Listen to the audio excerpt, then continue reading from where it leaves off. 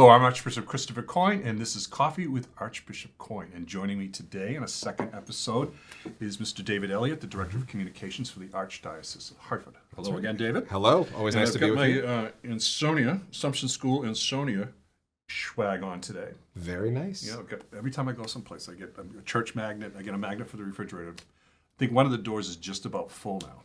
You must have one of the more colorful wardrobes. I mean, obviously, all black for your clerics, but you have all these wonderful sweatshirts and hoodies. I don't know whether I can get the nerve up, but it does. I have a sweatshirt from Connecticut Central College, Yukon Central, and it's bright blue.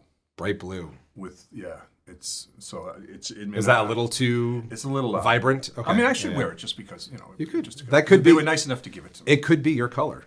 we'll never know until you wear it. It's my color.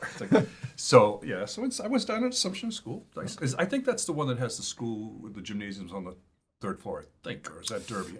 No, I think it's Assumption. I think Assumption has the gym's up on the roof. Oh, okay. It's been a while since I've been there. Yeah.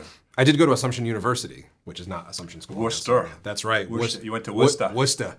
Yeah. That's right. Yeah. In Bah-ston. Yeah. Yep. Did you have some BS while you were there? No comment. Speaking of Worcester, I mean, I know the sports culture in Massachusetts is very potent, I guess you could say. What do you do? Okay, so what do you do for fitness? What do you do for sports? Who do you follow for sports? We're going to have the sports conversation right now. Okay. So when I sent to Indianapolis to be an auxiliary, and I got there, they had two, the basketball team, the Pacers, which weren't that good, but they had the Colts. And I live right in downtown Indianapolis, walking distance of the stadium. And I've been a true blue Patriots fan. So it's Boston Patriots, New England Patriots. We started in the 60s. We went through all this decades of just bad teams, except for the Grogan teams in 74, 75, 76. And then when they got really good, through Parcells and then, the Super Bowl, Tom Brady era for 20 years. But I never realized, we Patriots fans hate the Jets. But why is that? It's just a New York Boston thing. Okay. It's all that. And I got to Indianapolis. The Colts fans hate the Patriots. Okay. Oh, and they were just.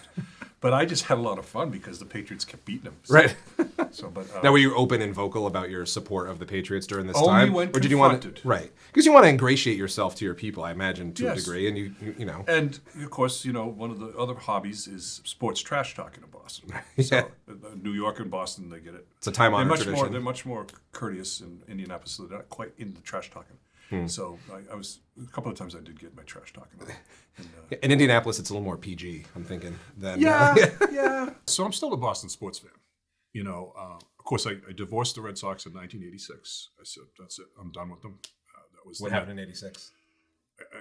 Was that Bill Buckner? Was that the? Please, I still have PTSD. Over right. that. Okay. Sorry that I brought up his name. I stopped. I said, I'm an adult and I can't believe I'm this upset about our team. Mm-hmm. So I was happy for them in 2004 when they won, but I wasn't. I could, it's like rooting for an ex-wife. Wish her the best, but right. happy for her. No hard feelings. No hard feelings. But I've still plenty of things to fill up my sports stuff. And I'll even break down once in a while and watch your favorite sport, which is tennis. Okay. Yep. I am a big tennis fan. It's true. And it has, but it's usually only the big tournaments. Wimbledon. The Grand Slams. Yeah. So there are 4 Grand Slams. So Australian Open, Wimbledon, Roland Garros, which is the French Open, and the U.S. Open. Okay. So those are the 4 big Grand Slams. Those come with the most prize money, the most prestige, the most honor. Okay, but you play tennis. I do. I play a lot. So what's your strong for you? Is it the serve? Is it your forehand? Is it your backhand? My backhand slice is in very fine form, and my serve actually I'm pretty proud of. So your slice just doesn't skip at all. It just. Well, that's the thing is that the art behind a good slice is you have to chop it, but with just enough trajectory to get it over the net. But it has to come over the net, and then it has to, once it hits the ground, spin so radically that it makes it very difficult for your opponent to send it back. They usually send it back into the net because they're going down so low to get it. Or they'll overcompensate and expect it and then overhit. So that's a good shot.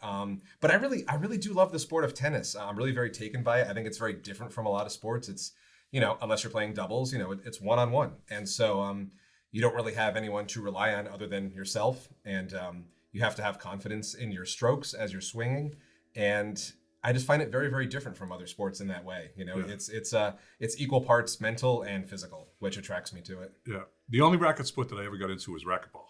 Oh, that's a And fun I sport. used to play it a whole lot. Oh, yeah? When I was in college and then in seminary. And it could be brutal because, you know, you're setting up in the middle and the guy behind you is just going to, if you're not moving and he's getting mad at you, he's driving that ball into your back. That's right. Yep. Yeah. you would never do that. Oh, no. Okay. Never.